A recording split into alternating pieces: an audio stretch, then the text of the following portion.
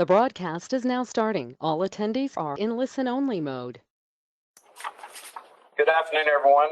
This is Treasurer Falwell. I'd like to welcome all of you to the April 5th meeting of the North Carolina Local Government Commission. I now call this meeting to order.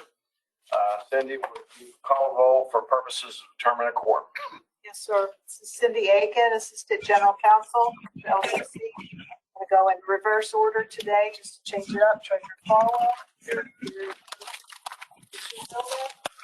Here. Bill Beck is virtual. Ms. Councilwoman Hoffman.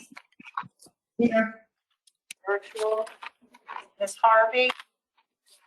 Here. Virtual. Thank you. Mr. Butler. Here.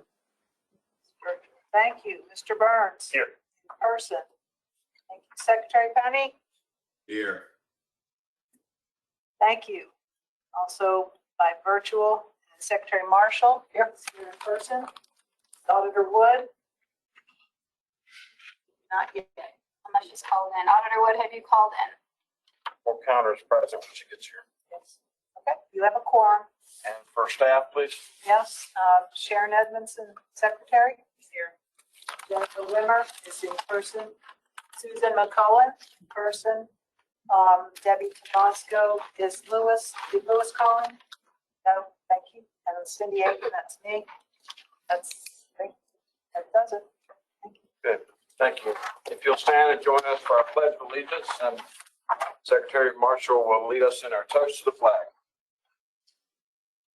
Pledge allegiance to the flag of the United States of America, to the republic for which it stands, one nation, under God, indivisible, with liberty and justice for all.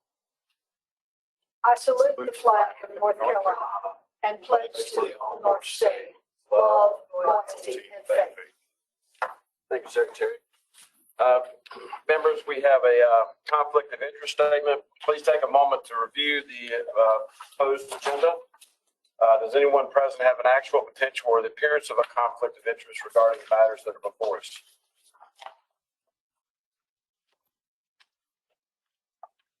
Hearing none, we have our agenda before us. Without May we go back one step, and I just want to say one quick thing about meeting procedures. I won't take too long. Yeah. Sorry. Cindy Aiken again. Just a reminder, since many are virtual and listening, if you are speaking, please identify yourself, especially, well, always, but when you make a motion or second motion, same thing, please identify yourself. I wanted to remind everyone that what happened last month, we had a power surge and a slight disruption of power. The communication was lost between this room and the virtual participants and those listening. But the meeting was still being heard by the participants who were virtual, and they could hear each other, and others listening could also hear that conversation. So that's just a reminder that the recording still continues. So be aware. And if you need to see the agenda, you can find that on the Department of Treasury's website, treasurer.com, at the local government page. And we will take all votes by roll call. And without objection, we can continue to just assume you are a yes vote if you made the motion or made a second. If you must leave the meeting, please let us know if it's not obvious so we can record your leaving and returning if the applicable in the minutes of the meeting. And please mute yourself if you are not speaking.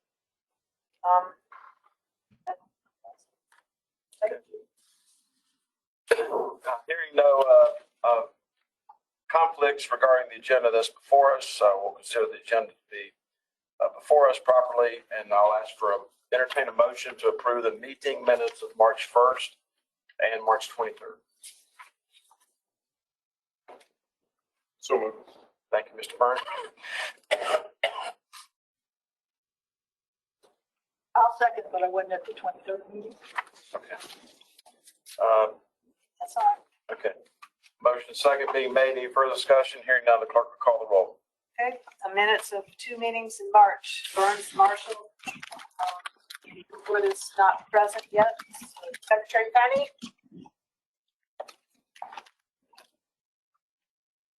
Sorry, I was muted. Aye. Thank you. No problem. Mr. Byrne. Oh, sorry. Mr. Butler. Thank you. Harvey. Aye. Councilwoman Hoffman. Aye. Thank you. Mr. Philbeck. Muted. I'm sorry, aye. Thank you. Auditor Wood. Here, thank you. We're voting on approving the minutes of March 1 and March 23rd. I've read them and. Aye? Yes. Okay, thank you. And Treasurer Falwell. Aye. Thank you. Thank you, members. We'll now have a presentation from Sharon regarding some of our FPIC response items, Ashe County, Beach Mountain, and Martinburg. And for housekeeping purposes, I'm going to, at 2 o'clock, I'm going to hand the gavel to Alder Wood for just a few moments. We have an OPEB committee meeting. We have to approve the actuaries, which will take about 4 minutes of my time. But that'll go from there. Sharon, you have the floor. Thank you, Mr. Treasurer. The first item up for consideration today is Ashe County with a $1,360,000 installment contract. The lender is Blue Ridge Electric, their electric co-op. This is what's known as a red leg loan through USDA, and it allows the electric co-op to lend to the county at a 0% interest rate with a 10-year term. The purpose of this loan is for infrastructure work at the Ashe County Industrial Park. The county did receive indicators of concern, and I'll turn it over to Susan to talk about this. So, for their June 3rd, 2021 audit, the county submitted their financial statements late. Their statements were due to the Local Government Commission on October 31st of that year, and we actually received them in February, on February 11th, 2022. The county provided a response, and you have a copy in your packet. We are speaking from attachment A, and the memo and the copies of their responses and their FPIC reports are all included. The county's response was related to the county's audit was delayed. Let me respeak that because of some sickness that was the COVID, but it delayed the report of the audit report. There were some implementation of new audit accounting standards, as well as some difficulties with some of the website tools that we provided. None of those are expected to reoccur, and the county's response was satisfactory. Mr. Treasurer, we have the finance officer, the county manager, and the director of economic development with us to answer questions. Okay. Thank you all for joining us from Ashe County. Can you hear me? I can. This is Adam Stone, County Manager. Hey, Adam, how are you? Good. How are y'all today?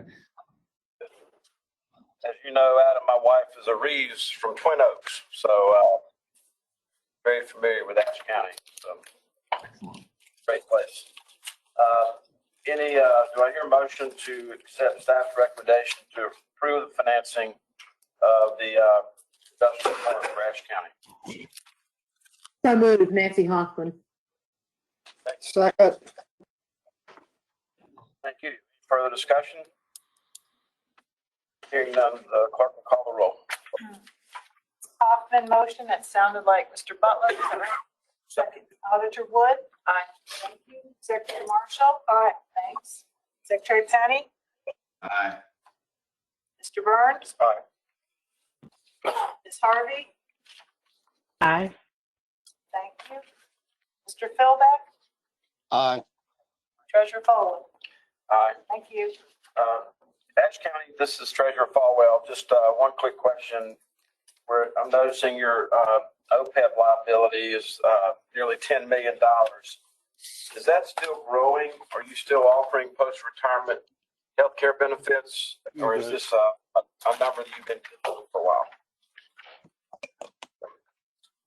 We still offer those at this time. So the liability is growing? Yes. Is there any opportunities to start putting money toward that in Ash? We can. We need to address that with our board this year. I think it's time. Thank you, and I think whoever's lending you money, whether it's through the rating agencies or private placement, I think just an acknowledgement that $10 million liability for Ashe County is there and it's rapidly growing, an acknowledgement of that by putting money aside would be hold you in good stead in the long run. Okay. Thank you. Thank you, Ashe County. Thank you for joining us. Congratulations. Thank you. Thank you. Beach Mountain. Can we take these separately or together? I was going to say, without objection, we can take them together. Okay. Without objection, we'll take the Beach Mountain water and sewer together. Hearing none, go ahead. Beach Mountain is asking for approval for 2 state revolving fund loans. One, $2,870,000 for sewer, and one for $2,913,216,265 for water. Both of these are for infrastructure needs in the community. They are SRF loans, so the term is 20 years. The interest rate is not to exceed 4% on either loan, and the town is not anticipating a rate increase in order to make the debt service payment. They did receive FPIC comments, and I'll turn it over to Sue. So Beach Mountain had an FPIC indicator. The town had a material weakness or a significant deficiency finding in their audit report. The town's auditor reported that the town was not able to produce some supporting documentation that was related to several disbursements that were made during the town during the fiscal year end audit. The town's response dated February 2nd is attached. The finance office reported that they were short-staffed during the summer of 2021, and they were not able to be available during the audit. The documentation could not be located during field work. It was all later located and was provided to the audit firm, but it was after the audit work was completed. The town has since changed their business process and have begun to scan and store electronically all of their checks and supporting documents so they can be more easily located. And their response was satisfactory.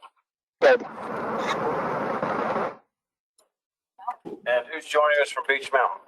We have Mr. Putney, the town manager, Mr. Davis, the utility director, and Mr. Smith, the finance director. Sound like you've got snowblowing equipment going on up there. So with that, we'll entertain a motion to accept staff's recommendation on the Beach Mountain revolving loan water and sewer. Thank you, Secretary Marshall. Second. I'll second. John Burns. Thank you, John Burns. Second being made. Any further discussion? Hearing none, the clerk will call the roll. 2 items for Beach Mountain. Marshall, Burns. Auditor Wood. Aye. Thank you. Secretary Penny. Aye. Thank you. Mr. Butler. Aye. Thank you. Harvey. Aye. Thanks. Councilman Hoffman. Aye. Thanks. Mr. Philbeck. Aye. Treasurer Falwell. Aye. Beach Ma'am, thank you for joining us today. You do not have an OPEB liability because I guess your employment practices did not provide a post-healthcare retirement benefit, so it's a zero. There's about a $1.5 million combined pension liability for your law enforcement officers and your elders folks. So thank you for joining us. Congratulations on you getting your launch. We thank you very much. Thank you. Marburg. The next item up is the City of Laurinburg. They are asking for approval of a $4,515,000 revolving loan for their drinking water infrastructure, system improvements to their distribution system. They are expected to raise 4%, 4.4%, sorry, from an average rate now for combined water and sewer of $49.20 to an average bill of $51.34, again, combined water sewer. The loan is an SRF for the term of 20 years and an interest rate not to exceed 4%. They also had FDIC comments. Okay, the town of Laurinburg, the information concerning them is on page 18 of your attachment A packet. The town had two FDIC findings of fiscal year 2021. The first was that they reported unrestricted cash as a percentage of total expenditures of 12.57% in their electric fund. We advised units that they should have a unrestricted cash as a percentage of expenses of 16%, or two months of unrestricted cash on hand. So they were below that, although their number had come up from fiscal year 2020 when it was 7.65%. They also had an indicator in the electric fund where transfers out exceeded the amount that was targeted by North Carolina General Statute 15939. However, this excess amount was transferred to the electric fund capital project fund, not used for operations, but for capital needs of the electric function itself. So in their response, which you have, the town noted that their unrestricted cash was lower than the minimum that we wanted it to be, but that they were funding an electric substation capital project, which is now substantially complete. And now that the project is complete, they will begin to restore the electric fund's unrestricted cash, and they expect that to improve. So their response was satisfactory.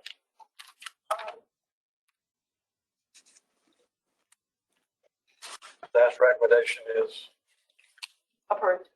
okay. Thank you. Who's joining us from Laurinburg? We have the Finance Director, Carrie Neal, and the City Manager, Charles Nichols.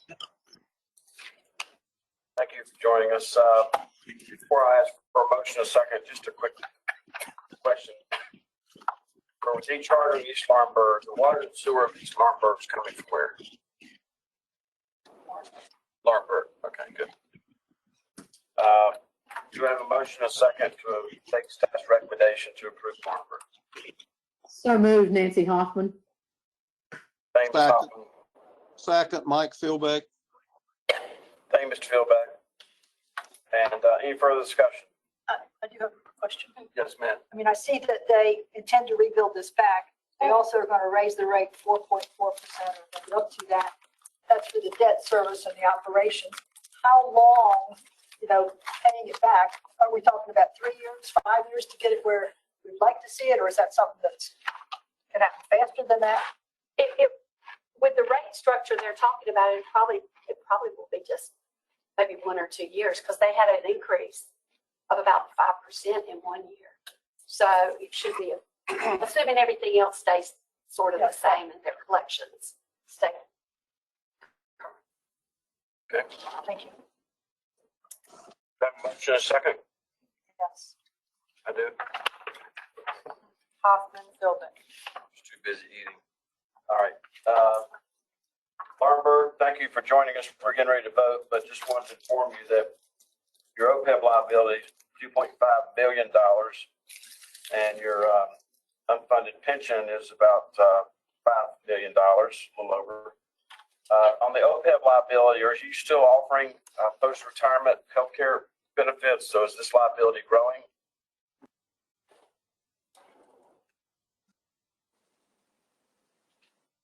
It is, sir. This is Charles Nichols, the Lombard City Manager, and I think our Finance Director, Kerry Neal, is on as well. And I think just, can y'all hear me? Yes, sir.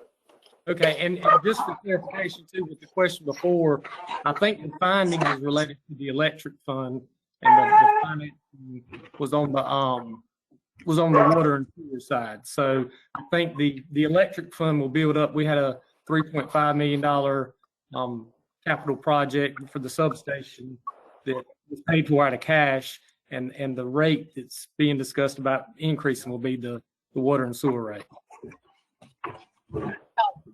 That's what. All right, thank you. And what about are you still offering post-retirement healthcare benefits? Yes, sir, we are. And so this liability is growing? Yes. This is Kerry Neal. Yes. Hey, Carrie, any plans to put some toward that? We don't currently have any plans, but an ideal situation would be where we could set aside a percentage of the general fund balance each year for both capital projects and the OPEB liability. Okay. But the benefit's still being offered? Yes, sir. Okay, thank you. Thank you. We have a motion second on the table. Any further discussion? Hearing now, the clerk will call the roll. Excuse me. Laurenberg is Hoffman, Philbeck, Auditor Wood. Aye. Secretary Marshall. Aye. Secretary Penny. Aye. Mr. Burns. Aye. Mr. Butler. Aye. Ms. Harvey. Aye. Thank you. Treasurer Falwell. Aye. Thank you. We're now going to present our consent agenda, which will, is my understanding, if I understand correctly, is going from Carolina Beach all the way through Charlotte Housing Authority. No, sir. You have did you get this sheet, Treasurer? One with the numbers. There you go. Color by numbers. 15. Can we color by No, numbers? we're not colored.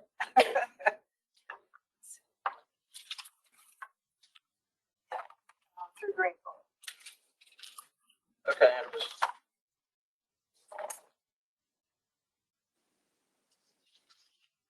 Got the right I got this in my packet.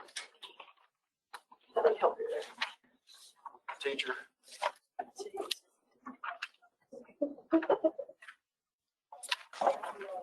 She has nicer glasses than I do. All right. We're both correct. Congratulations. I do have to be off the case. Do I hear a motion to accept the staff's recommendation for the consent agenda from Carolina Beach through Greenville, North Carolina? So moved, State Auditor Beth Wood. Second? Second. Second. Okay. Any further discussion?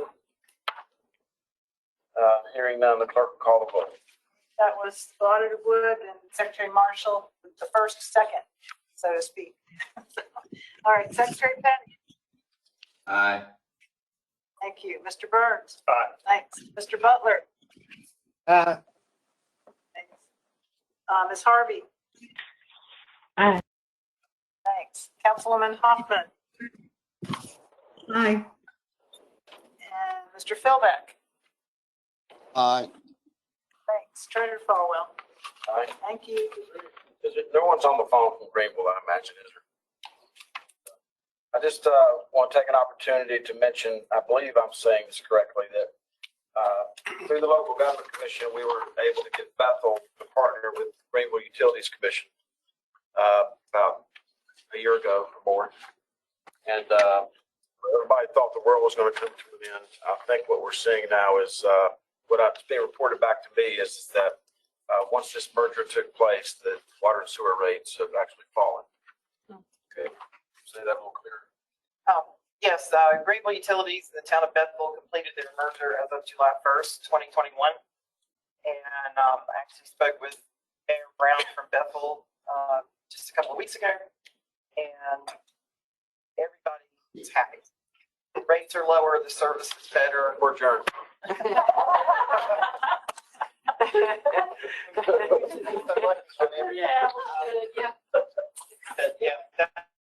Just never let these like slips. Go ahead. Yeah, that situation works as it should have. Thank you. Thank you for all your. Answer a question on that. Yes, ma'am. Do we, and I get these smaller towns being afraid of bullied or pushed around by the bigger units.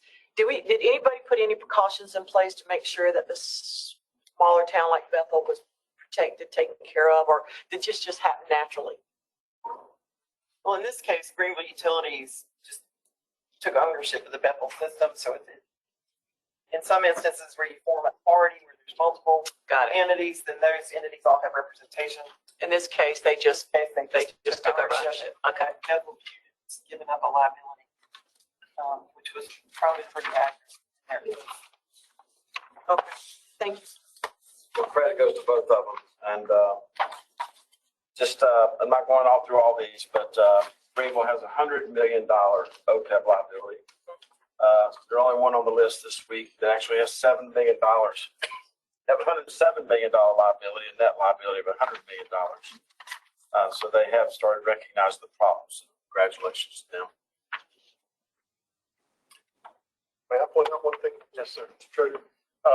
I don't know if this is appropriate, but I as a former county commissioner, when we struggled with housing affordability in Wake County and knew that Durham was having much the same struggle. One of the things we just approved was a project for the Housing Authority of the City of Durham, which will maintain 177 affordable units and maintain 100% of them for folks earning no more than 30 to 60% of AMI. And that's almost unheard of these days because all those projects are getting converted to getting up rented, which is forcing people out of their homes. And I think that's something we should at least call out and say, that's what we're here to approve, that type of thing. And I think that's great. I'm very proud that we vote for that. Thank you for bringing that important piece of information to our attention. I'm now going to exit for the minutes. I'm going to hand the gavel to Alderman Lewis. Folks to me, and she'll start. It says unit update. Let me show you what that is. Would you? I'll be right back. So now we're going to go through each of the unit updates. Sharon, I assume that's Susan. And there's several on here that will require a vote. So Susan, I'll just let you start it, and then as we each one that requires on our part in a vote, we'll do so. Okay, so you want to vote on it individually? Yes. Yes. Okay. Do we normally?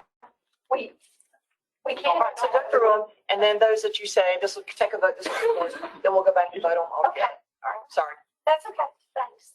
Okay, so East Laurinburg, you have the unit update there. We're going to actually talk about East Laurinburg later in the meeting. There's no action this month. Attachment B. Thank you. Okay. Thank you, Cindy.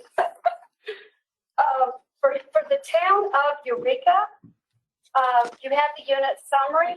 We also have a resolution that we'll need to vote on in a few minutes that selects CDM Smith as the engineering firm to conduct the town's AMA study. And you have a copy of that resolution that is attached. There is a summary here for Cliffside Sanitary District.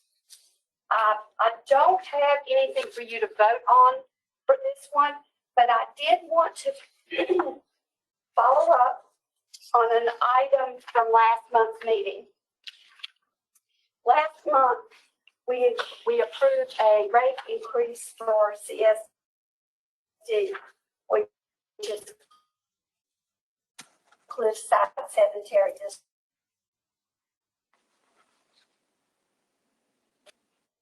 A separate notice for these residential customers is going out in advance of that increased bill. The second 5% increase will take effect on July 1, and that is for all customers, residential and commercial. So that billing will have a notification that goes out in May, notifying those customers of an additional increase.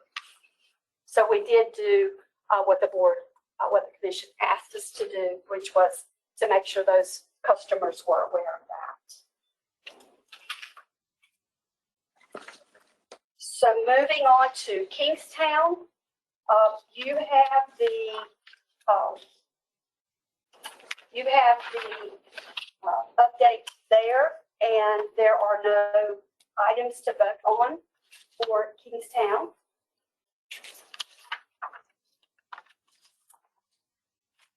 So all of this is a little bit out of order. That's okay. I'm keeping up with where you are. Okay. Pikeville. There you have unit update for Pikeville. And then the vote that is needed is for a budget amendment for an emergency operating grant that the town has been awarded through DEQ, and that is for $74,700. So you have that. For the town of Robertsonville, I also have a budget amendment from DEQ that I need you to vote on. It is for a sewer fund clarifier replacement. Just learning that there was such a thing as a sewer clarifier. They are using an emergency operating grant that was actually awarded from DEQ last calendar year they're using the last bit of that to repair a clarifier. And then the last item that you have for Spring Lake, and Spring Lake is on page 17 of your attachment B. You have 5 budget amendments for Spring Lake, of course, just reflecting a larger community. On page 20, you've got a budget amendment for the water and sewer fund that is appropriating some money that they got this year, reimbursing them for Hurricane Florence. And you can see how they're appropriating that money. On page 21, there's an amendment for the Stormwater Fund, and they are reducing some interfund transfers and reclassifying some things as allocations of costs. So you'll see several of these where they're dealing with correcting some transfers. On page 22, excuse me, okay. Are those corrections at the recommendation of our staff? Yes. Stuff that they're working through, problems you identified? Correct. So these are needed to do that? Well, it's our staff working in conjunction with the contracted finance staff at Spring Lake. Okay. So they're working together. We wanted to go ahead and budget and post the transfers now so that we could get a feel before we got too much further close to year end to see what their real change in fund balances were going to be. Okay. We expect their general fund is going to be improved, but we are concerned about the back deficits. So we just need to do some planning for the budget. So that's why we're dealing with transfers now. So I just wanted to make sure these were things that you knew about in advance and that worked out. Oh, yeah, we agree. Our FO, David Irwin, has been working with staff on those. Thank you. Okay. Page 22, you have an amendment for the sanitation fund. It's appropriating some additional collection fees. A lot of these costs are also allocating financial consultants. The lack of permanent staff in Spring Lake has really impacted their budget this year, and we've had to go back into the budget now and appropriate some additional money for bookkeeping in Spring Lake to keep the books current and get ready to close the 2021 year. So the salary for the finance officer so I get them all mixed up. Spring Lake has a finance officer, doesn't have. The only finance officer they have right now is our finance officer, David Irwin. So they budgeted for one. Yeah. And that money's not covering. Oh, absolutely. It's not covered.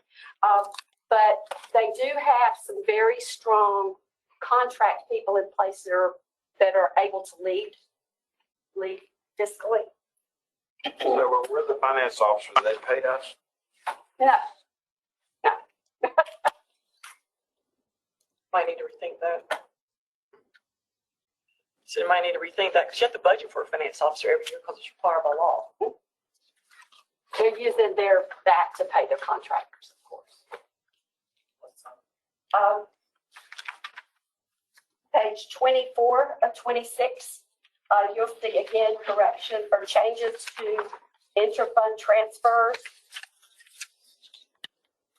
And and then I think that is the last one that I had. Yes, that's the last one that I had.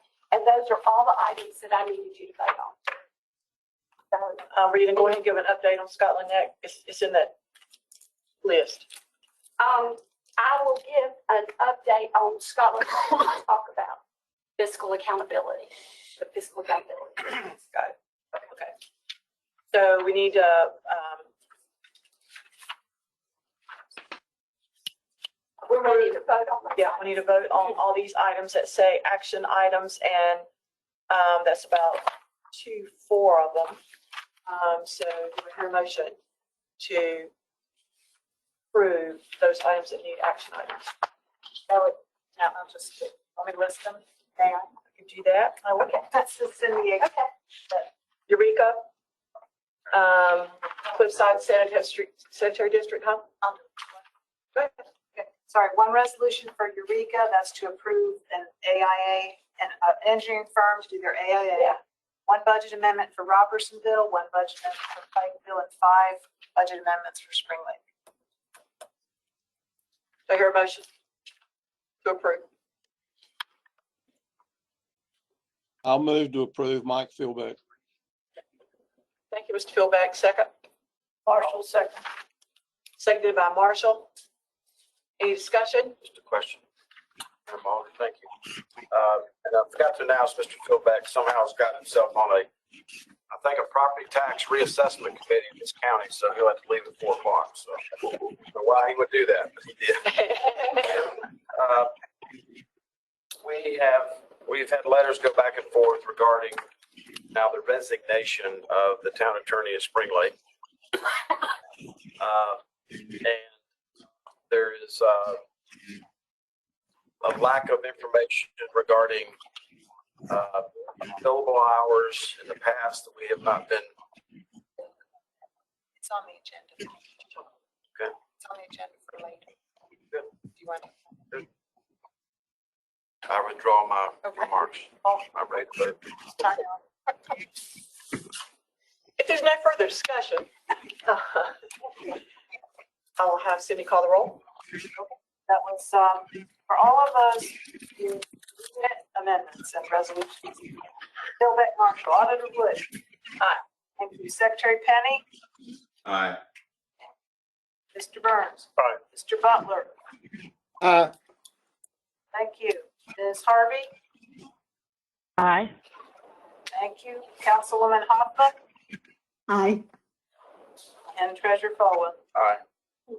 Thank you. Treasurer Fall, can we just, I just wanted to, maybe as a point to help members, what we try to do, the LGC is wearing two different hats essentially for some of these units. One is the governing body for some of these local units, and then obviously in the role of LGC. So what we've tried to do on your agenda is keep the items together when we discuss them in your role as a governing body, approving these budget amendments, and then when there are broader items for the LGC to discuss in their more broader statutory role, we put those sort of separately at the end. If that helps explain why some things, you'll see some units occasionally on the agenda in two different places. That makes perfect sense. Thank you. All right, we done? And that was Debbie Tomasco, Director of Operations. So, Yes, and I'm done. I would like to speak about fiscal accountability agreements for a moment. Yeah. Okay. We have, as you know, executed what we call fiscal accountability agreements. These are really expanded monitoring agreements for an excess of 40 units. We have been working diligently over the last several months since we began board training in January to train boards and staff of units that are on our unit assistance list and are significant. Their finances are significant enough that we have executed a fiscal accountability agreement with them. And I wanted to let you know that as of the end of March, our staff has held face-to-face trainings at regional COGS, and we've trained 222 board members and staff in North Carolina. 73 additional people have taken our online training. So for an excess of 300 people involved in local government. So these are small, generally rural, some medium-sized, but units that would not have access to this training had we not done it. And the LGC Fiscal Management Staff has been recommended for that. In total, 93 local governments, mostly in eastern North Carolina, have been impacted by this staff training. So I wanted to make sure that y'all knew that. I have a question. I'm over. Are y'all able to effectively monitor 40 FAAs? We are. Yes or no? Yes. Okay. I mean, we're trying to keep them off the cliff. They are not going to be perfect. We are trying to keep them off the edge of the cliff. But they have to sign an agreement with the local government commission. Yes. And I continue to be frustrated by the fact that there are laws, GS 159, they should be following. There's now agreements between them and the local government commission, and not everybody complies. So I'm just wondering how well or not, I mean, they signed this agreement. Y'all didn't twist the arm, they signed it. And yet, I just want to know how well or not they are staying, because if they stay inside that agreement, y'all have sort of identified what they need to be doing to get off the cliff, back on track, and keeps y'all from going in and having to run their organization for them.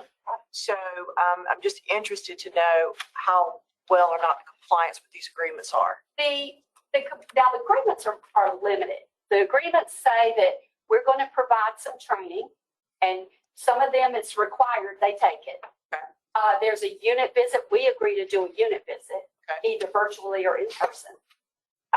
There's monitoring of budget to actual reports, interim reports through the year, as well as, and this is I think this is had the strongest impact and will give us our biggest bang for our buck going forward. We review their 2023 budgets before their boards adopt them. So if they're making some big budgeting issues or errors or mistakes, we can catch those. And compliance has been pretty good. We've been pleased with it. The only other thing I would wonder about is nobody monitoring the bank reconciliations being done accurately and on time.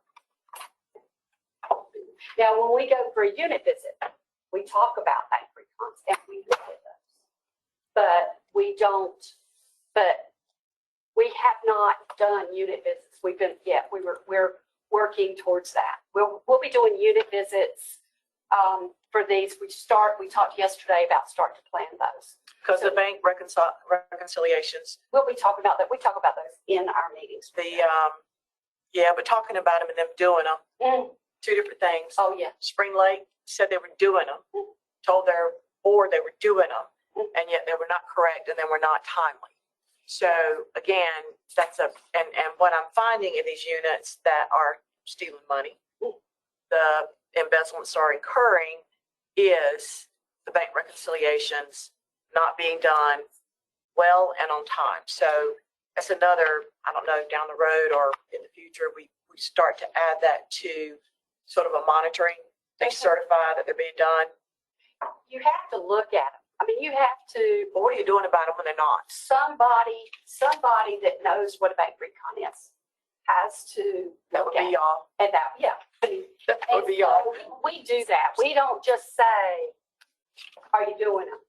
We make them show them to us and we look at them. And you're checking behind them and making sure they're, because again, Spring Lake was doing something. Yeah. They were throwing some numbers on a piece of paper, but if you tried to tie it back to the general ledger for the month, it wasn't being tied back to because no postings were being done to the general ledger during the month. So there's no way you could tie it back. So again, had this stuff been discovered years ago, almost $600,000 would not be missing from that town today, probably. So I just wonder where the bank recons are fixing, are fitting into the FAAs. Yeah. So they're not in there now. We could add them as an additional item. Let's just do that. Let's just do it, not good. Okay. I think they're so critical. As we re-execute these things next year, circle back. Yep. Then we can do that. So how many, you have 40 FFA? Yeah, a little over 40, I think. FAA is outstanding. Correct. How many do you think are FAA-able? I mean, if we had the tools to monitor and to not lose track of it like we're herding cats or something, we would probably do probably at least 20 more, maybe the whole UAF. okay. But we do look at the budgets for the proposed budgets for the whole UAF. That's why we need to get the LGC staff out of running these towns and doing this kind of work. But we obviously we got some things to work through, 6 or 8 or however how many you're in there now. Yeah. We got that stuff to work through, but this is the kind of thing that the LGC staff could bring is monitoring many. Yeah. And then making sure that they are meeting the FAA agreement. What are the 2 biggest towns that have FAAs now? Just generally, just Wilkesboro. And then I've got some counties. I've got Anson, Cherokee, Edgecombe, and Terrell. Say Spring Lake, that counts. Yeah. But Cherokee County is because of the potential litigation. Correct. And because they're late, we don't have their 2021 audit. Okay. Yeah, I just spoke to them yesterday. Okay. Any other questions? Or do you have anything else to say about FAAs? Any other questions about FAAs? If you'll incorporate the state auditor's request as you refresh these, that'd be awesome. Yeah. Okay. I guess we're down to other action items. Yes.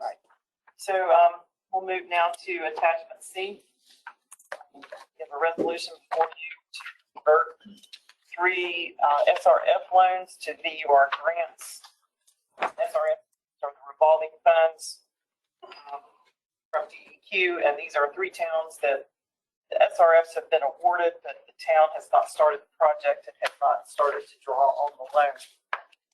Once the VUR funds became available, SWIA determined that it would be better to give these units grants instead of loans because of their lack of ability to necessarily repay the loan, or the fact that it would just be easier for them to have a grant than to have to deal with loan repayment. I would so hope you were not going there. So You mean we've made loans to units that we shouldn't have made loans to? No, no, these are not loans yet. These are awards that DEQ did that could not advance because we couldn't approve but they couldn't get approved. Yeah. Okay. But the work needs to be done, right? Correct. Or, yeah, it's critical infrastructure projects. And there'll be like 18 of them next month that will be coming. I was thought you were talking about SRFs that we had already approved. And then you were saying the ability to pay them back, not looking good, so we're switching them, and I'm thinking, oh God, we voted on that? No, but. Now, there's a reason that the loan had not been processed yet. Shows we're doing our job. Thank you very much. Yes, we should have said SRF approvals. So there's 3 this month. LRD is for the exact same amount as their original request. Pilot Mountain, Scott, and Neck, both are, have been increased to reflect increased project costs from the time the original application was put in, and I know in Scott and Neck's case, that was at least 2 or 3 years ago. Of course, the costs have gone up since then. There will be more of these next month. This was just the first 3 that DEQ could get ready. That is next month. So when we don't have to approve grants, or do we? We approved the VUR grants because the legislation was set up that way, but generally speaking, no, we don't. And there's no real, I mean, if DEQ says if SWIA says you qualify, then you qualify, and so it's really. Correct. The application process is essentially the same as SRS and SRF. Okay. Sharon, we should note too, based on some comments from staff last time, SWIA did already approve these at their meeting. Thank you. That's what I was going to say. We approved this. Do I hear a motion to approve? So moved. I'll move approval. Second. Motion second. Any further discussion? Hearing none, clerk will call the roll. Okay. Conversion of SRF awarded loans, but not enacted. To our grants, Burns and Wood. Secretary Marshall. Aye. Secretary Penny. Aye. Thank you. Mr. Butler. Thanks. Ms. Harvey. Aye. Thank you. Councilwoman Hoffman. Aye. Mr. Philbeck. Aye. Treasurer Falwell. Aye. Thank you. So next, discussion items. The first 3 would take approximately how long? 10 minutes. Okay. So we'll get down to the next 2. Just wait a second. Thank you. So the next item is the need for some special meetings. We will need to have a special meeting later this month, potentially Monday the 25th or Tuesday the 26th. It will be virtual. The purpose of that meeting will be to consider several VUR related issues that we need to deal with, including VUR grant applications for the 6 local governments that we're managing finances for that are all applying for the May 2nd funding round. The deadline is May 2nd, which is before our next regularly scheduled LGC meeting. And we were unable to get applications complete for today's meeting, so we'll need to do that. We also have some other VUR items that we'll need to take care of, including recertification of the distress designations for the list as a whole. Also in June, we will need to have special meetings for our budget hearings and adoptions of the budgets for the 5 governments that we're managing that we need to approve budgets for. Those of you that were on the commission last year, this will be very similar to the way it was managed then. We will have the meetings virtually for the commission members. We will have somebody here at Dogwood if anybody wants to come here for the meeting. And we will have somebody, a staff person in each unit to actually conduct the hearings.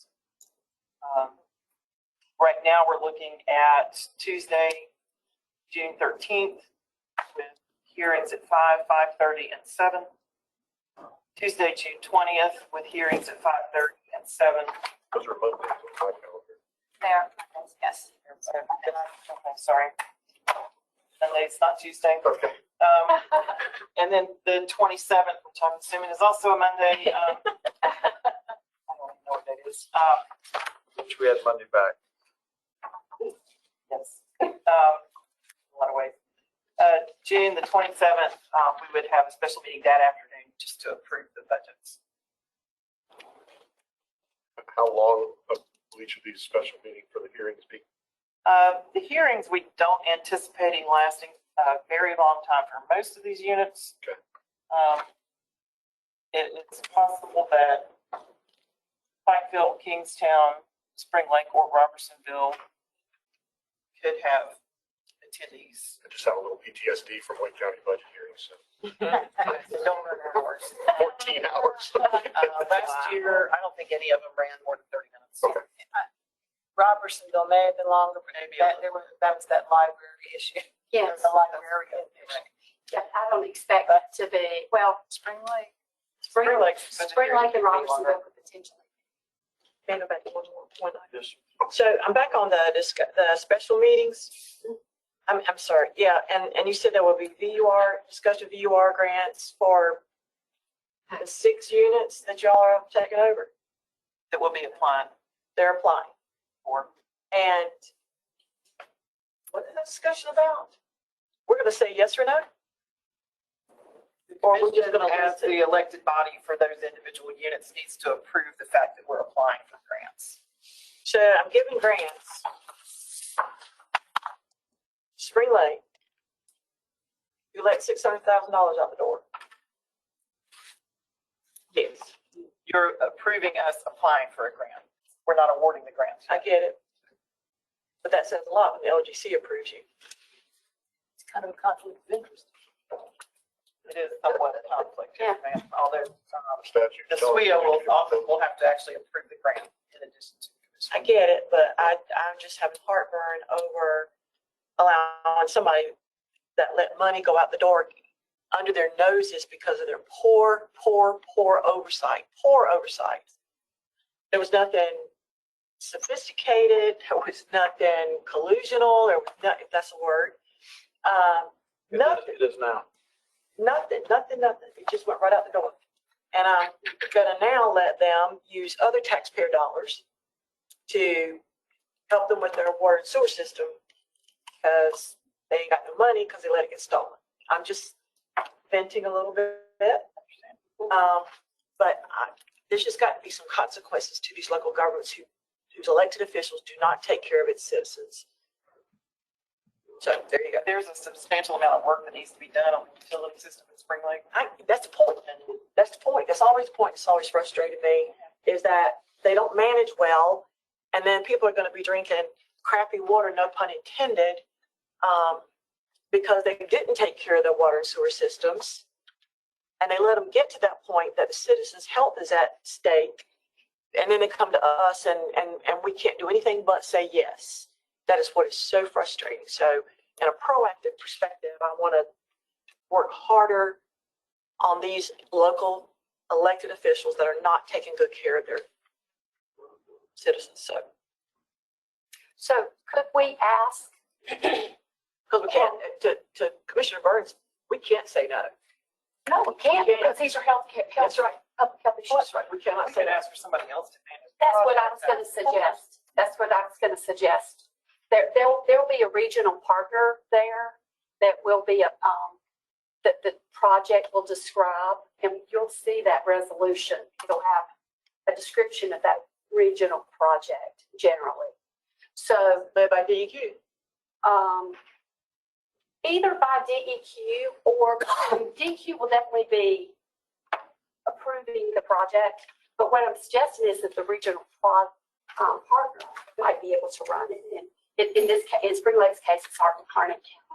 Who has the say in whether there is somebody else there to oversee all this? We do. Okay. Yeah, all we right. do. Put a contingency into the award. Okay, all right, I'm good. Yeah. So that there's no action item. That was really just information. The next item is an update on our report to the General Assembly. Attachment D. Can I ask one other question about the special meetings? Do you know the time that they'll start? 'Cause got a bunch of utilities commission stuff going on with some of those days. I don't, if you could let me know what your limitations are Send it to and you. see if we can make it work. Great. I'll stop using everyone else's We time. don't have specific times yet. Okay. Well, the budget hearings, we're proposing 5, 7 Oh, that's, okay. in the evening. So, but the others, we don't have set times. Thank you. Mr. Chairman, Yes, Mr. Butler. is it my understanding that the State Water Infrastructure Authority will approve all of these requests prior to them coming to us? Yeah. The other way around. Yes, yeah, yes. Is that a yes or a no? I can't. Y'all will need to approve the resolutions. But when there's an award made, SWEA will approve it first. So we would just be in these meetings approving an application for the money, which would then have to go through the whole Exactly, process. exactly. The applications require a resolution by the governing board. Yes. So these meetings are, again, in your role as the governing body to approve that resolution to allow the staff to make that application. All right, and then switch So it's hats us, later. them, and then back to us. Yes. Okay. But we're functioning in two different roles. Yes, sir. Let me see if I understand this right.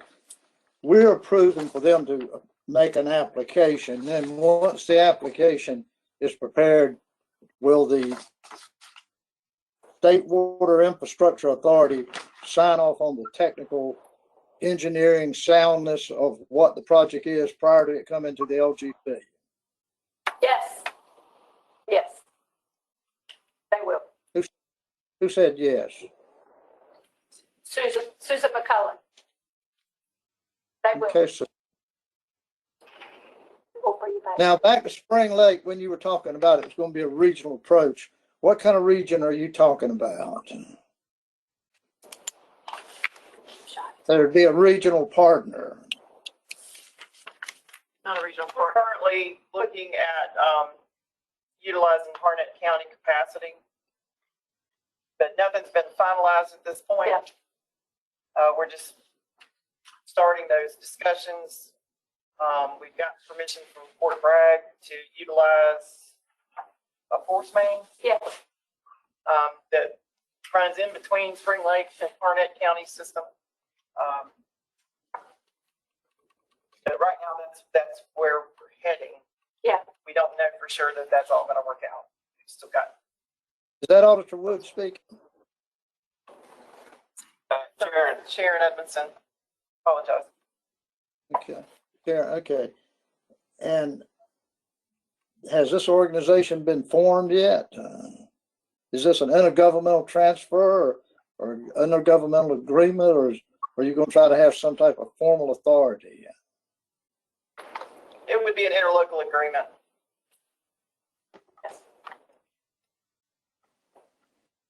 Okay. And Fort Bragg's indicated they're on board with this. For the portion that we needed them to be on board for, yes, sir. All right, thank you.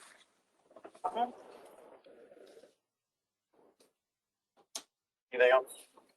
We're going to move on to attachment D. Okay. So the budget bill required the LGC to study itself and report back to the General Assembly.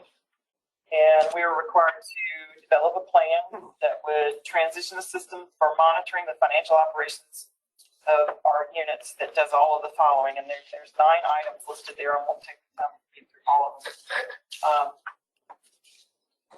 That we are working on our report back to the General Assembly that will indicate what we're doing or what we're proposing that will meet those 9 requirements. We were we're required to submit an interim report on February 1st, which we did that, and you received a copy of that report. The final is due May 1st, so that's before our next LGC meeting. And where we are, if you look at section 3 on our recommendations, these are the items that we will include in the final report: a comprehensive plan for transition to the new system, recommendations for legislation to implement the proposed system. And some of that legislation had already been introduced, just not adopted at this point. We will ask to be able to require training for all units on the UAL, for their governing boards. It's basically taking what we're doing in the fiscal accountability agreements and memorializing the statute, that if you're on the UAL, then you've got to do these things. And we can certainly add something in there about bank reconciliation language as well.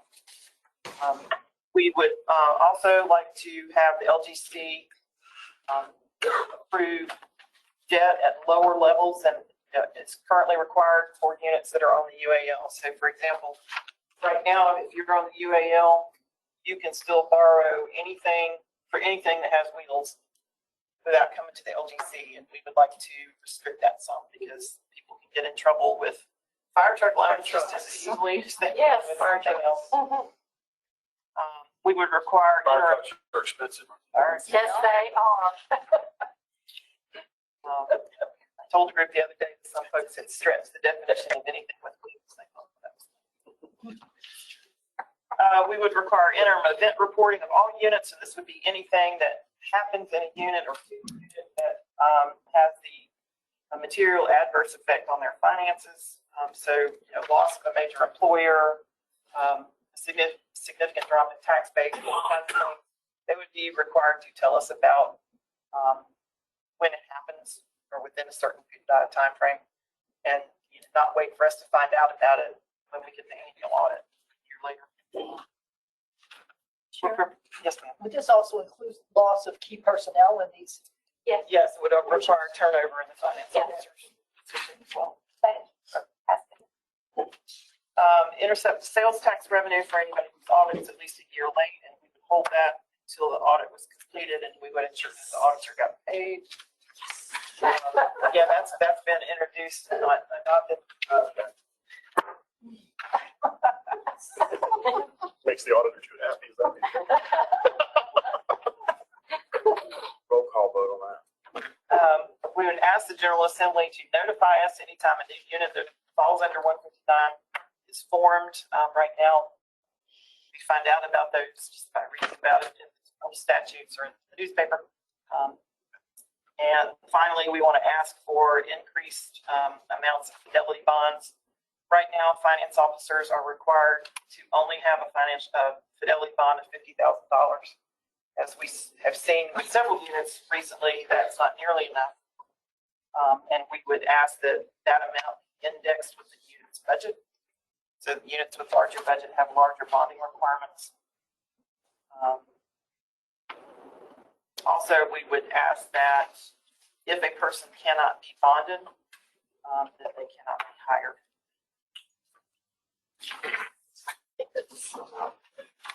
And again, we'll finish this report. We'll make sure everybody in the commission has a copy of the final report.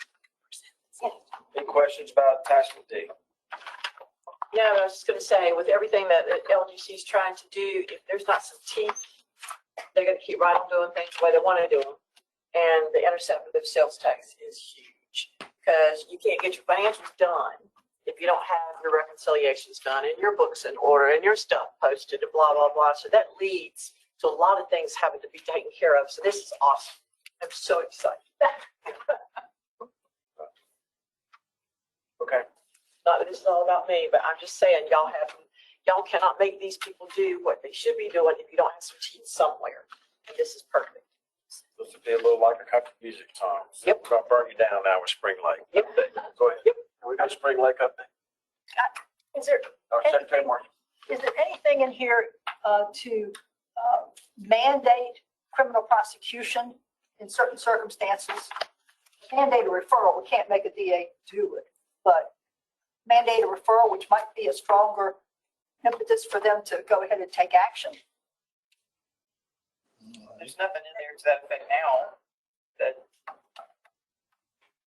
certainly something we'll look into. At what point would that, short of investigation, that would then turn that over or recommend that? So what Well, Senate Bill 473 helps because, but what that one is if that local elected officials using their position to benefit themselves some way. There's nothing in there just because you didn't pay attention and do your job. And how far down in the ranks does it go? The finance officer considered the public official also? Is appointed, is elected official or appointed. This is Cindy Aiken. In 159-181, A and B, the B is any person who embezzles.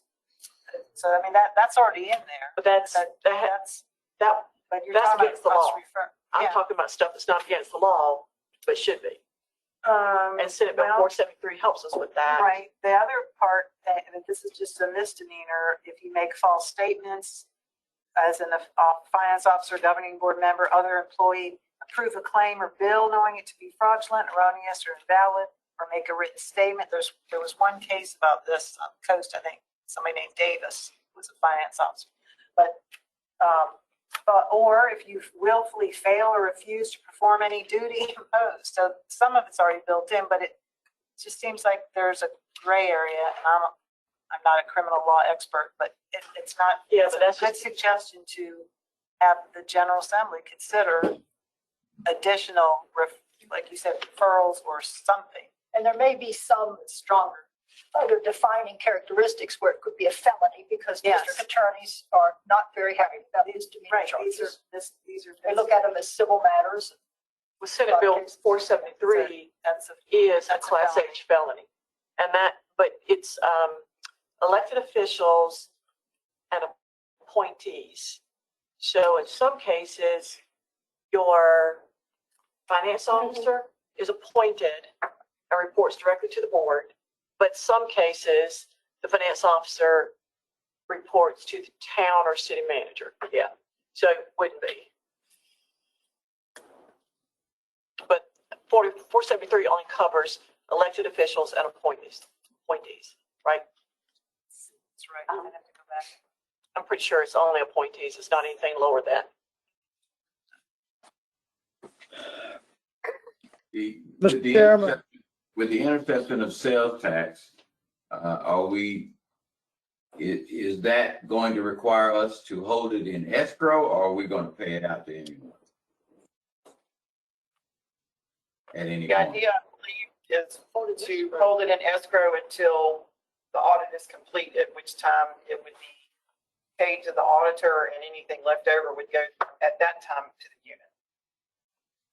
unit. Then I assume you're going to have some language about, because we have to have specific statutory authorization.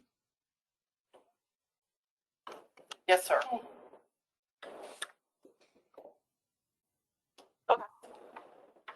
Mr. Chairman.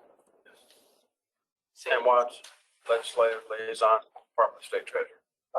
Sam Watts. And to answer Mr. Penny's question, we have worked with your agency, Mr. Penny, and they've helpfully provided some language that we think is workable, which is the concept of the escrow, but not a permanent escrow, because you had to have a way to let the money back out, even if something never happens or we get to, and it has a specific authorization you need.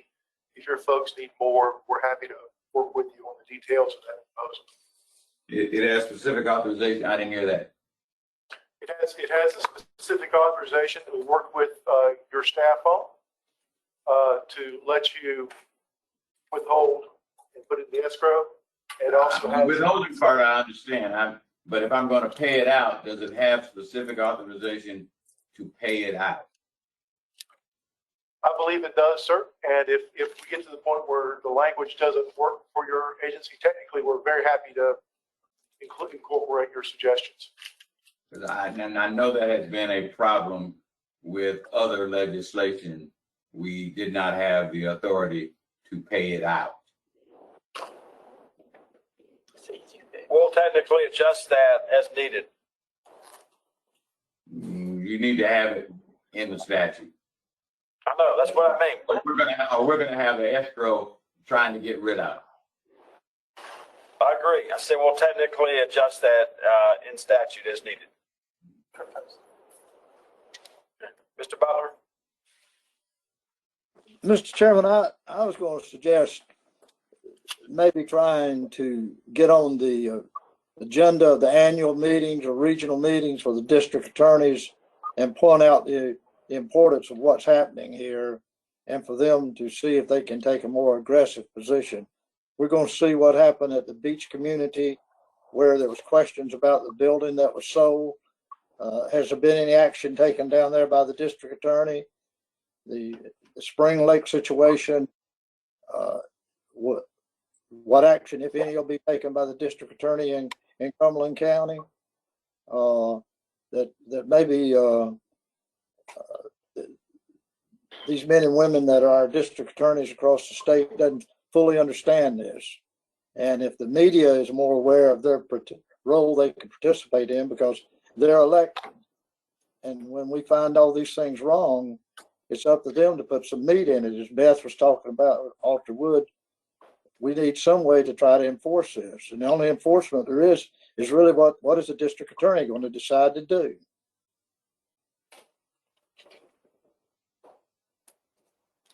Yes. I meet with those district attorney associations on a quarterly and an annual basis. And there's other people in this room who can answer this better than I can. Can the Attorney General prosecute a case that has not been referred to him by a district attorney? I already tried that. Sorry? It's in statute or it's just standard operating procedure? I don't know. Okay, all right. Usually the district attorney determines if there's been a crime and charges a person. Right. And some counties will, and some counties won't. So. That's right. Maybe some of the district attorneys don't understand it or their constituents don't understand the responsibilities the district attorney has. Right. Or it could be who's funding the district attorney's campaign. That was dark. When it's elected. But true. I know. I completely agree with you, Mr. Butler, and I promise, based on what you just said, to put a renewed emphasis on at least me calling as the chair of the LGC to the extent it's productive and see what the status is among these district attorneys in these individual cases. I'll promise to start doing that. That's just a suggestion, Mr. Chairman. Yeah, okay, it's a great one. Thank you. Any others? Two more items before we get Spring Lake. Okay. The next item, again, is information item. We are beginning to work on proposed rule changes. One will require local governments to use some sort of competitive process to select an auditor, not necessarily a full-blown RFP process, but a competitive one. One would be to change the audit invoice approval rules to make the rules better align with what we're currently doing in practice, and just to clarify that. And then the last one is regarding certified investment fund, currently known as the Cash Management Trust. We are looking to modernize those rules and clarify that the LGC can certify more than one fund. Those rules have not been updated in a while. Mr. Treasurer, may I ask a question? Yes, ma'am. That one about the RFPs for CPAs, they're already doing that? They don't go out for bid? No, auditing is considered a service under North Carolina statute, and so under our statutes, they're not required to bid their audits at all. There's other rules if they get federal money, but why would we want them to bid it? They're just going to take the lowest bid, and the least amount you pay, the better your opinion. And we run into some issues with all the federal money, with auditor selection not conforming with the federal rules. So we thought maybe if we better aligned with that, we would have less issues. Okay. Well, I want to make it clear that it's the lowest bid that meets the requirements and not just the lowest bid. Absolutely. It will be a competitive process based on qualifications, not just price. Not just money. And then the last item before we get to Spring Lake is attachment E, is an update on where we are with Laurinburg. We are still on track to close everything out by June 30th. Status updates are the areas that are highlighted. Basically resolved everything at this point except for the trash service contract, which we're still working with the city of Laurinburg on. Anticipating issues there? No. I'm pretty sure, may I ask a question? I'm pretty sure I'm going to answer this question, but I'm going to ask it anyway. So you review the contracts, the LGC. Is there anything that comes with it that backs up the auditor's ability to do that engagement? The only thing they're required to send is if their peer review has expired, they have to send the new one. Or if they're new to local government auditing in North Carolina, they have to send us the peer review. Because I just got finished with a QCR on a CPA firm that did a single audit for a county. And I'm looking into their continuing education. Did it support doing a single audit? It does not. And the audit report shows it. So they took on an engagement that they should never take it on because they weren't trained to do it. They don't have the qualifications to do it. But we could stop a audit. I mean, now it's too late. Audit's done. It's a piece of junk. Whole lot of problems. I was just thinking it would. That's one of the things in the rule changes we're looking at is we would require part of their selection process. Okay, good. Require them to look at training. To make sure that they've The met CPE backs up. for the kind of audit. The CPE backs up what they are engaging them to do. So on Spring Lake, we have two items. The first, I want to go over real quickly. They have the $1 million loan from South Lake, South River. I don't know why I want to call it South River EMC. Very similar to the Red Lake Road loan we approved earlier today, except that they did not bring it to the commission for approval. Spring Lake's got the fire station. South River is out $1 million. And we are working with South River to try to determine some agreeable terms. So we hope to have that to bring to the commission in May. I know it seems unusual asking for approval.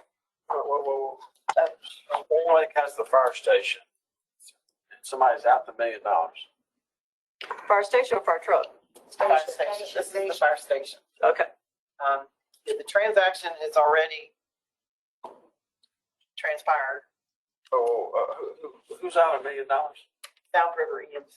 And Because- in turn, they owe, And in turn, they owe it back to USDA. he said North Carolina, or is, I wrote down North Carolina.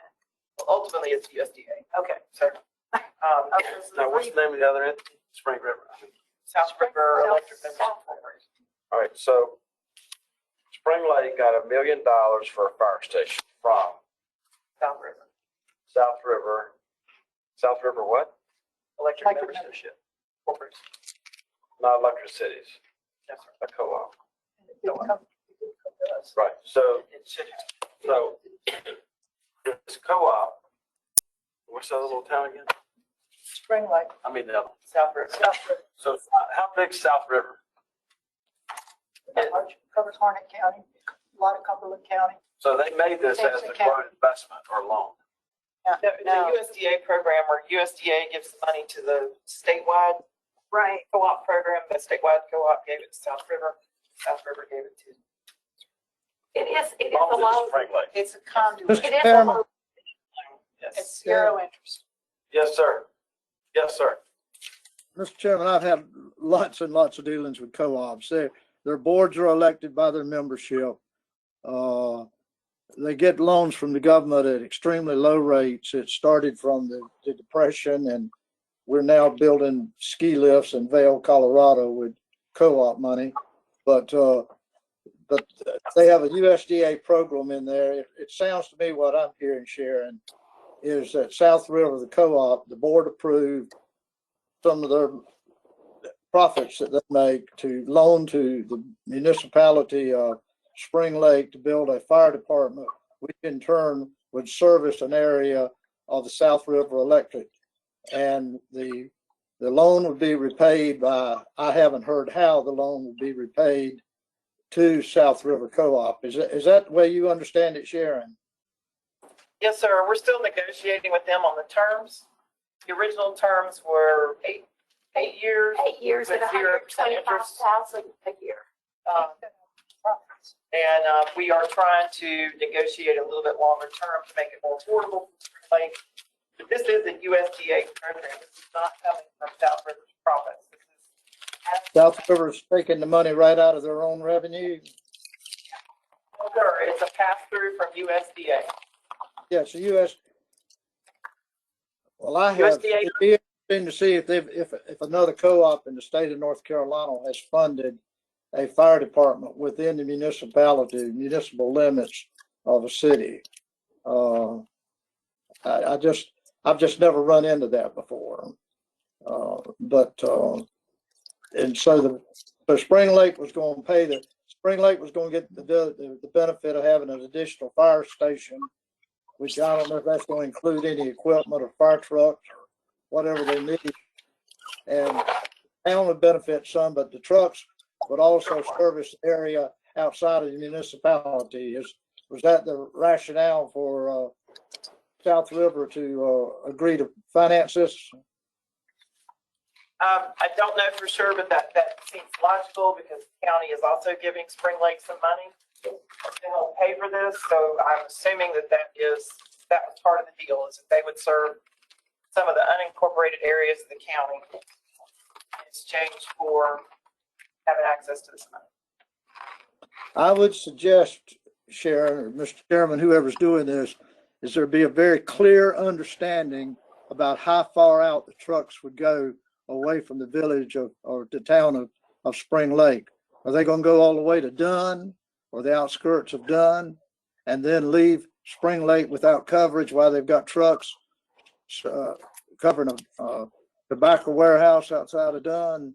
That is usually a point of contention, is the city doesn't want the trucks to leave and go that far.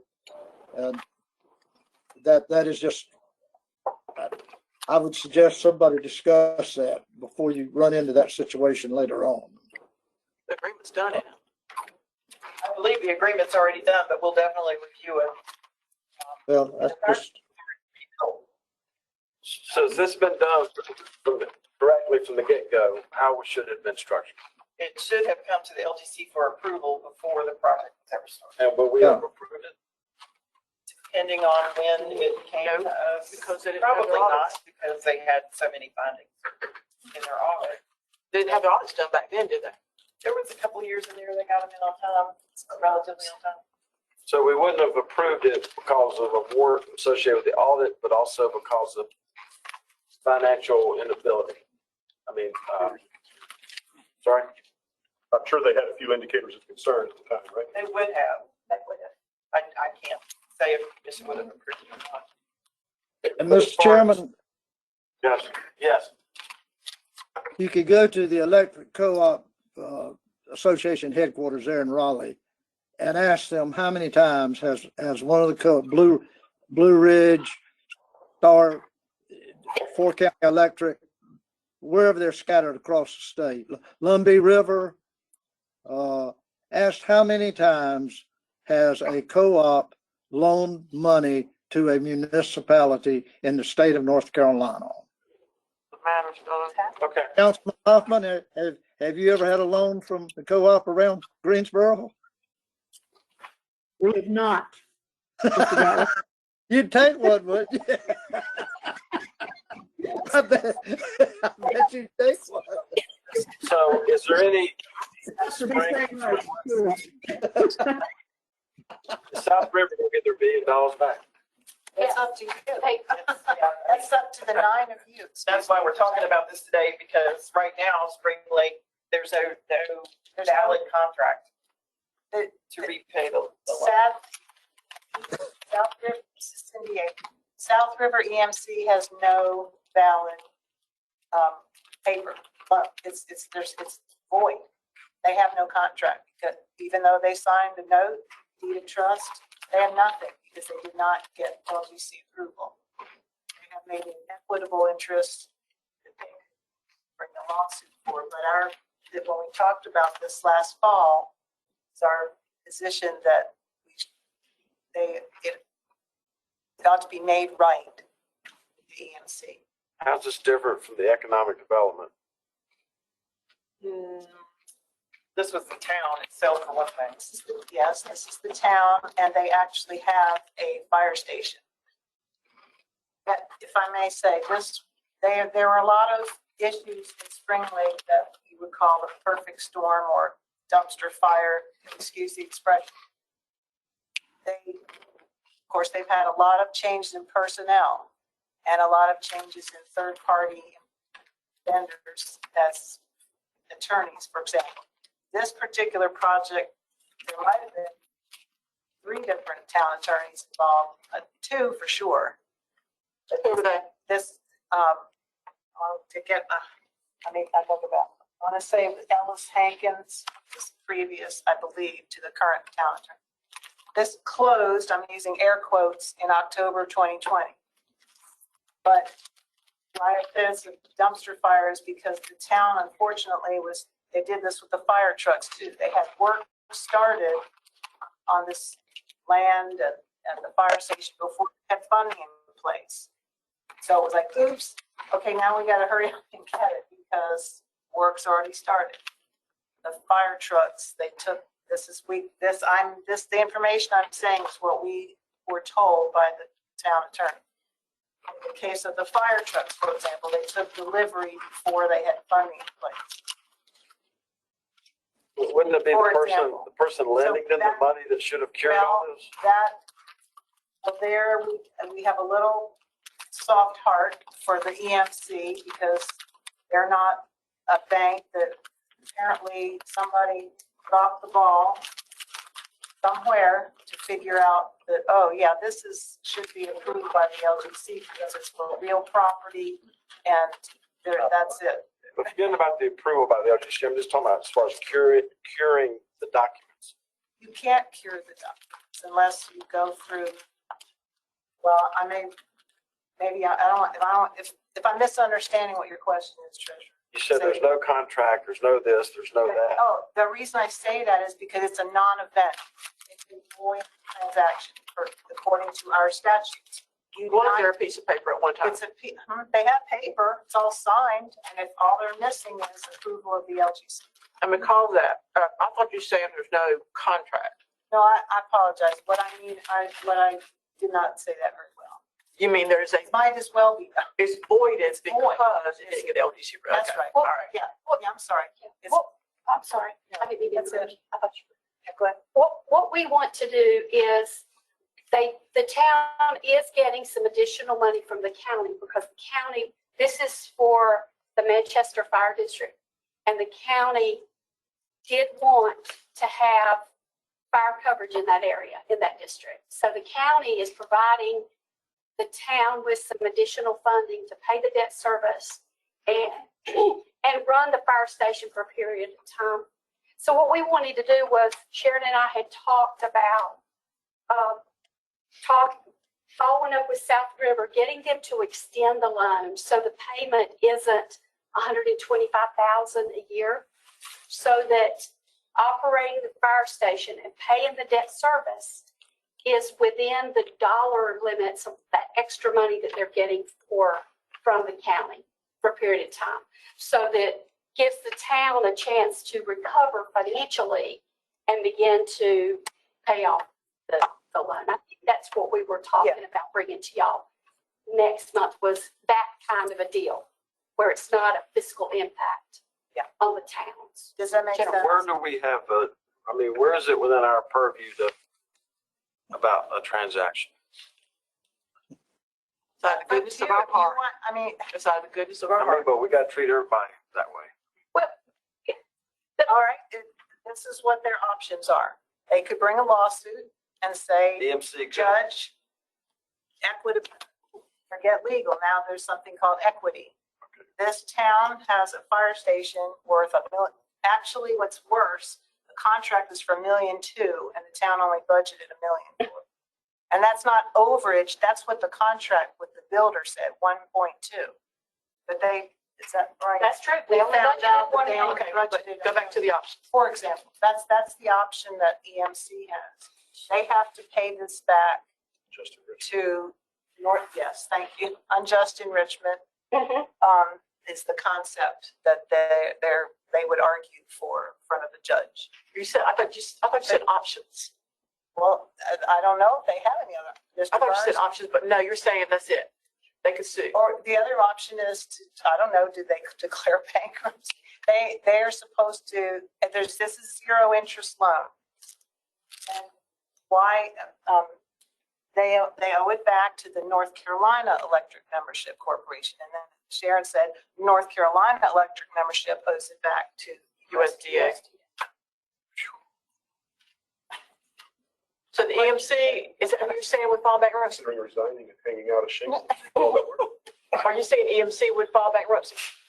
I don't know, I'm not an expert. Well, why don't you say they could file bankruptcy? They can't, Who are you talking about when you say they could file? I'm just throwing this out on the top of my head. Who could file bankruptcy? Can the EMC? Okay, that's what I'm trying to get down. It's going to be in bankruptcy, Yeah. yes. Yeah. Question. Does the money that's coming from the county, was that a long-term duration thing? 8 years or even That was my question.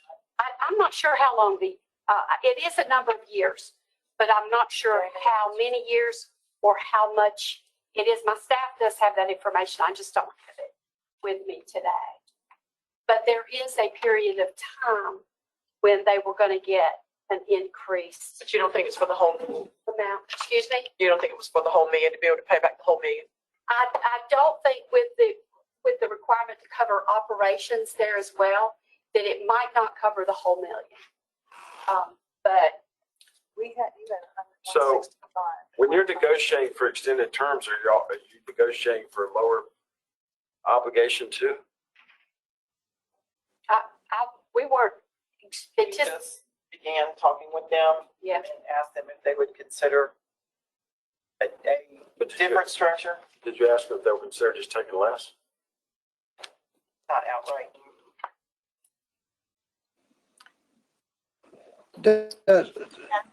Has the town actually received a check yet for the $1 million? Oh, yeah.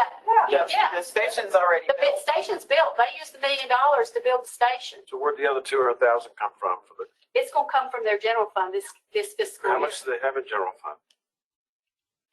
Well, their general fund was, the last interim number we had, their general fund is looking pretty good this year. But we have this additional need. Plus, you remember, we just approved a lot of budget amendments for fixed transfers and stuff. So we want to go back and post those before I can answer that All right, question. fair enough. I have to go. So, I'm going to text from you. Oh, okay. what else about, so we're on Spring Lake, right? Okay, so what else about, so my question that I was trying to ask earlier, since we have a town attorney who's now resigned, we have a letter of resignation. But no resignation. And where there's not been any billing that's happened in this fiscal year, what is are we anticipating some huge bill in the mail? We don't know. We asked for that, but we haven't seen one. He's out of breach, he's in breach of his contract, so we don't have to pay.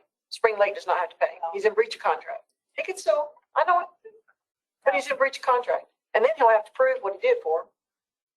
So what's the update as to whether he's resigned and reneged? We, you should have a letter that you got in your email. This is in draft forms. If anybody has changes or suggestions, but there's 3 areas here that we two, we basically just pointed out to the town where we have concerns, and the third one is regarding the attorney, and we've asked them to answer 4 questions. The first one being whether or not they've accepted the resignation of the attorney. If so, we need the date that the contract will terminate. If not, the date that they will accept it. And finally, what plans does the board have to obtain new legal representation? He did ask the attorney about the billing. I think it's fair to say we didn't get a clear answer on that. Did not Did not get a clear answer. he didn't say he was going to donate? Well, at one point he said he was going to donate, and then later on he said he was rethinking that. So, and we still don't have any bills to the best of my knowledge. All right, so we have a person who's been doing legal work for the entire fiscal year, who even when asked will not present a bill, who's intimated that he may donate that, who has said to us that he's resigning, that we're hearing that he's possibly reneged on that. There's a lot going on here. I mean, Well, he did send an email to the mayor that he does a letter of resignation via email, but they have not accepted it. Has he sent anything to indicate that he was not going to resign? Rumors. That's a yes or no question, really. Is he sent anything that says he's not going to resign? Because right now we have a resignation. No, you don't. No, you don't. We You have have a an email. resignation.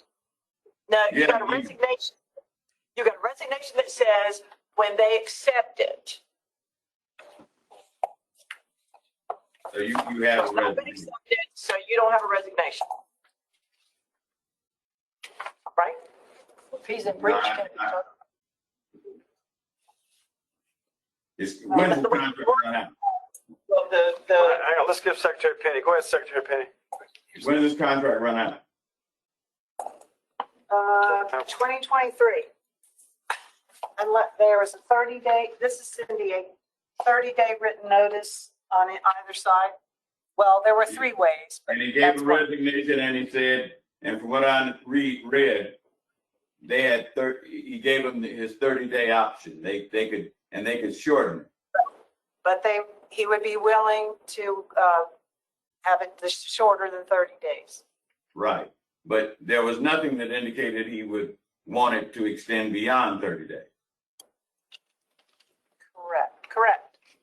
I guess what I'm asking is, spirit of Secretary Penny, if they do not accept his resignation, where are we?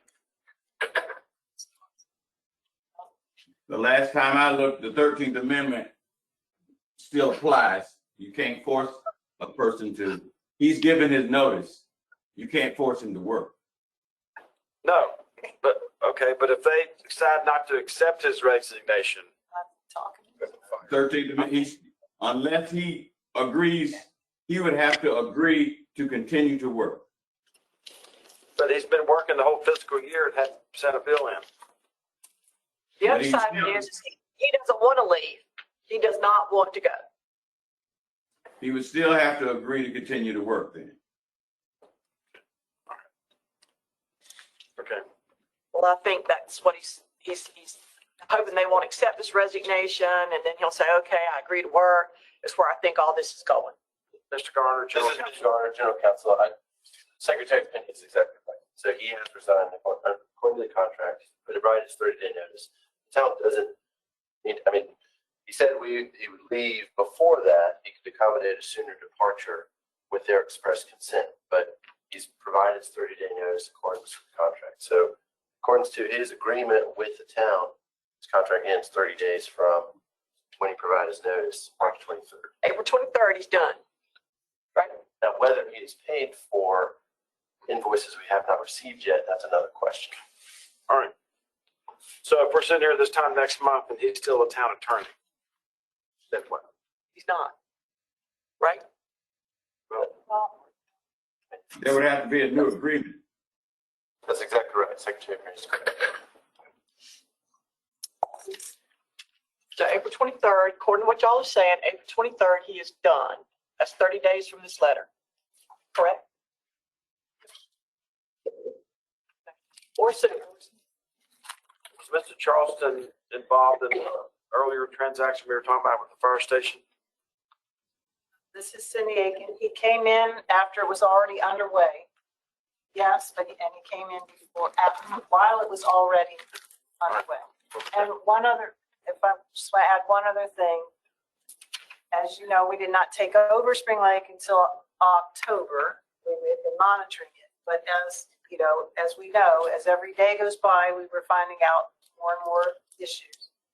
And in the correspondence and conversations I had with representatives of either South River EMC or the other matter you mentioned, the lenders, we kept saying, we are not making any decisions or recommending anything to the LGC until we're waiting for Auditor Woods, the state auditor report. We're waiting for better financials. Okay. And so nothing was written in, nothing, we just had to keep telling everybody, be patient, wait. Internally, hopefully, we talked about this specifically, the fire station loan, that this was a different situation from SLPA, the property acquisition. Okay. All right. Thank you. But Mr. Chairman, Yes, sir. Mr. Chairman, I just want to see if I understand this right. A recap. South River Co-op loaned the municipality of Spring Lake $1 million for a fire station. So if whatever reason in the world, the money's never paid back, it's South River that's out. Is that correct? no, USDA, Cindy, USDA ultimately, but apparently it goes for who knows why there's so many conduits, but it came through the North Carolina Electric Membership Corporation, and they have this pool of money, and then they assigned this portion to South River Electric Membership Corporation, again, passing it through. So I guess USDA is the ultimate. But again, it's a zero interest loan. Nobody's making anything on it. And it, cost the town whatever expenses they had in attorney's fees and whatnot. I would, Mr. Chairman, I would recommend someone get up with the Electric Co-op Association there in Raleigh. And if the loan is not paid back, at the end of the day, doesn't it come out of the revenue of South River? And therefore, it's $1 million that the residential and industrial users in the South River service area have paid out, where their rates could have been reduced rather than losing $1 million on loan. I would look and see at the end of the day that Four County Electric and Blue Ridge Electric and Outer Banks Electric Co-op, they're not going to pick up some of the freight on a bad loan made in the South River service area. And therefore, if the loan is never paid back, the people that's going to be left holding the liability on this is the users in the South River service area. That's, I mean, if the town never pays it back or doesn't get paid back, that's a problem for South River. This is Cindy Aiken again, and the reason I said that this was a different situation is because it was our understanding that the town did have money coming through the county for public safety, and that was the intent. I hope that I say that right. That this money from the county was going to be paying this back. So, well, there's a source. There's the Manchester Fire District has tax revenues, the 2022 tax revenues for the fire district were $85,000. For this year, there was an additional $75,000 that came from Cumberland County to help fund this fire station. So I'm not sure how long that additional 75,000 goes, but there is some money, and there is at least the 90,000 that's the fire tax that can be used for that. And so there'll be some other funds as well. So we'll use that and try to extend the length of the loan so we minimize the impact on the town's general fund. But the reality is the Spring Lake citizens should pay for this fire station. It should be paid for. I mean, Spring Lake has been unjustly enriched. So we need to find a way for them to cover it.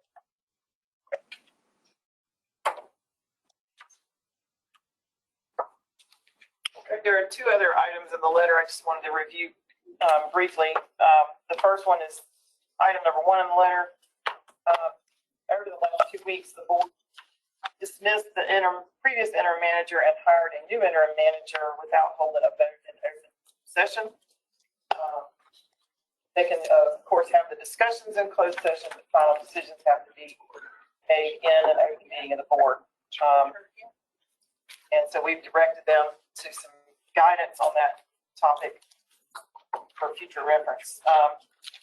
Second is compliance with the Local Government Budget Fiscal Control Act. We're in the new interim manager without a contract. He is already working, and we do not have a signed contract that's been pre-audited. So there is an issue there as to whether or not we can pay him for that time because we don't have fully executed contract.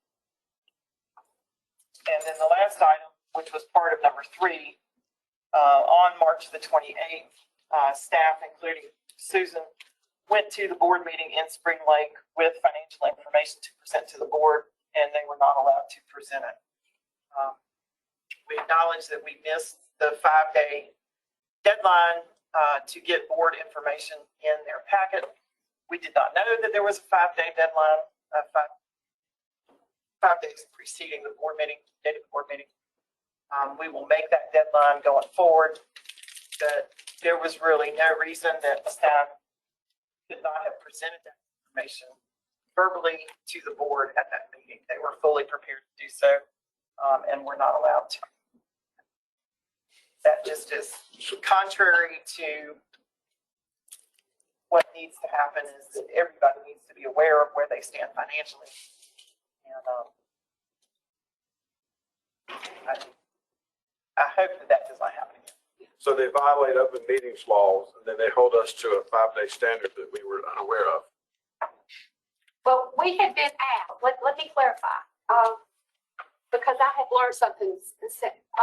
We had been asked if we could get the financial statement information to them by the Wednesday prior to that meeting. We did not know that that was a part of a routine schedule where they send their agenda packet schedule. We did not know that. Now we know that we have an agenda schedule from them. The reason we were not allowed to present was that the board had not yet had a chance to review those numbers. So, but you weren't even allowed to pass them out. I chose not to push it at that particular meeting, with the knowing that we would be coming back in April with information. Okay. But how's it look when this is the first board meeting they've had since this indicting audit for the state auditor's office that from all appearances looks like embezzlement, where there's no discussion about that, and then we send LGC staff all the way down there, and they're not even allowed to present the most current financial documents. How's that look? It's awful. I mean, it was, yeah. Mr. Chair, the first thing an attorney tells their client if they think they're under investigation is keep your mouth shut. That may have been what happened. I don't know, but it may have been the mentality. Are they, well, I guess that would assume they're still under investigation. Oh, investigation, not all investigation. Okay. There was no mention of the auditor's report at the meeting by anyone. Period. Not public, not board members, not staff. No, none. All right. Anything else? Are we asking? You have to sign the letter. Yeah, we're asking for. Sorry. Yeah, I would like, I hate to say, use the word permission, but I guess approval of the letter to go out to council. I'll make a motion to approve. What kind of do that? Who was the second? Hoffman. Ms. Hoffman. Any further discussion? Hearing none, clerk will call the roll. Okay. This is a vote to send this, the letter as drafted and presented to the commission on Spring Lake. So Falwell, Hoffman, Auditor Wood is absent. She has. Secretary Marshall? Aye. Thank you. Secretary Penny? Aye. Thank you. Mr. Burns? Aye. Thank you. Mr. Butler? Aye. Thank you. Ms. Harvey? Aye. Mr. Philbeck? Aye. Thank you. I'd like to ask Secretary Marshall give us a further update of what she mentioned in our last LGC meeting regarding a part of our country, our world that has all of our attention these days, and adjourn in the honor of her remarks. Thank you, Mr. Chair. Since 1999, I've had the honor of being the co-chair of the North Carolina Moldova Partnership. To refresh your geography, Ukraine is here like a baseball glove, and Moldova is the ball that's in the glove. About 3/4 of its border is with Ukraine. It is the poorest country in Eastern Europe by everyone's assessment. Since the unlawful, brutal incursion into Ukraine, over 400,000 refugees have come into Moldova. Fortunately, about 300,000 of those have moved on to Romania to get into a NATO country or to get to somewhere where they can get other places. But about 100,000 are there, mostly women and children. The partnership has been very active in things like education, humanitarian, economic development, agriculture, on and on and on. And so many functions in state government have supported the work that we've done across the years. So in supporting a council of state, I thank those folks. We couldn't have done all the educational stuff without DPI support in particular. But we also have been engaged in humanitarian, the medical communities, dental, pharmaceutical have been very engaged. And everybody stepped up into high gear in the last month or so. We had a recent nursing seminar. It's a little more elaboration than what I told at Council State. A nursing seminar where I could see down on the bottom, there were 508 connections to us.